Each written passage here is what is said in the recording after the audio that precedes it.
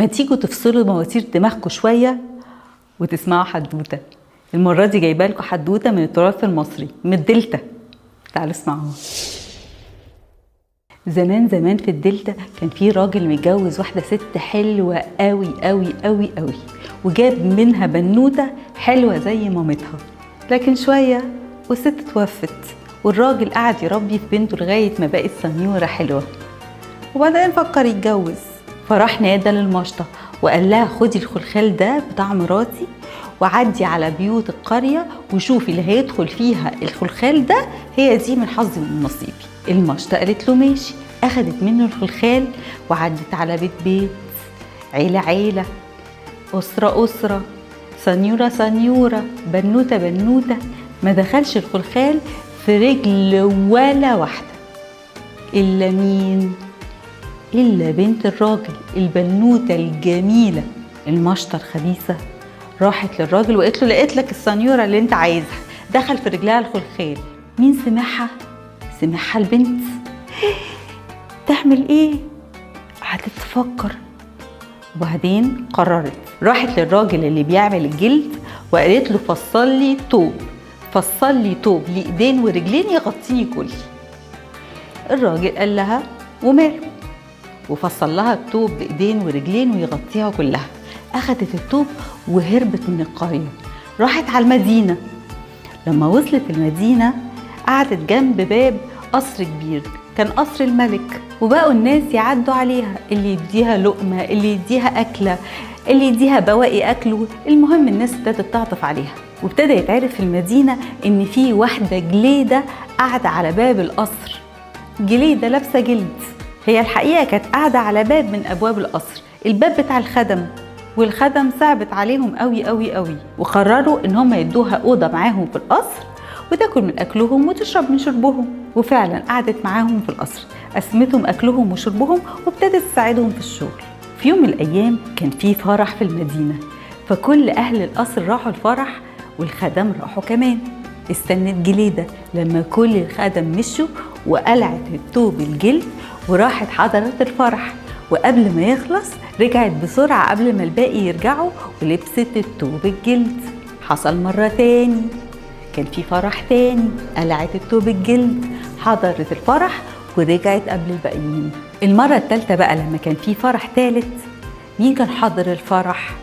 الأمير ابن الملك، اللي أول ما شافها وقع في غرامها من النظرة الأولى، وراح سألها انتي منين؟ قالت له أنا من الشام. فراح قالع الخاتم بتاعه واداهولها عربون محبة، ورجع البيت عيان بيها، صابح نايم قايم ما بيفكرش غير فيها، وقرر ان هو هيروح الشام عشان يخطبها. لما راح قال لأهله وقرايبينه قالوا له يا ابني هتروح الشام تجيبها منين؟ انت عارف هي منين في الشام؟ قال لهم مالكمش دعوة، انا هروح الشام وادور عليها، بس جهزوا لي الزاد والزواد والحرس اللي هيروح معايا. وابتدى الخدم يجهز في الزاد والزواد اللي هياخدوا مع الأمير. كانوا قاعدين بيعملوا القرص وكانت قاعدة معاهم تساعدهم جليدة. لما دخل الأمير كان بيتكلم مع حد وبيشرح له قد إيه هو معجب بيها وإنه حبيبها وإنه مش شايف أي حد غيرها وإنه هيروح الشام عشان يخطبها.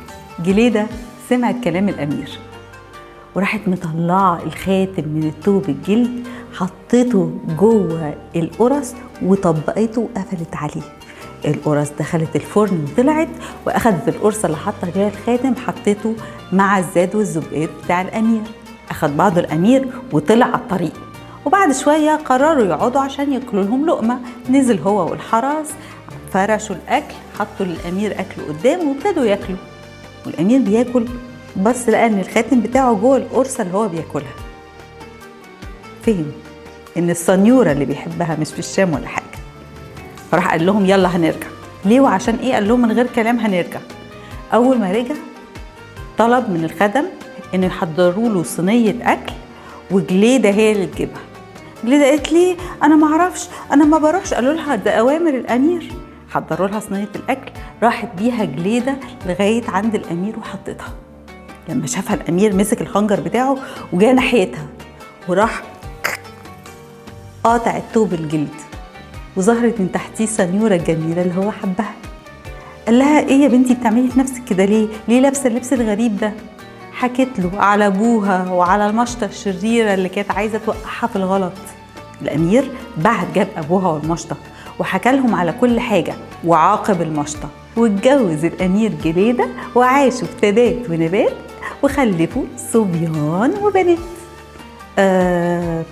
سمعت انا الحدوته دي فين قبل كده؟ سمعتها فين؟ قولوا لي في التعليقات. وتوته توته خلصت الحدوته. يا رب تبقى حلوه ومش ملتوته. واذا عجبتكم الحدوته دوسوا دوسه صغنطوطه في كل الزراير المحطوطه على هذه الشاشه المفتوحه على قلوبكم الطيوبه. اشوفكم المره الجايه. سلام.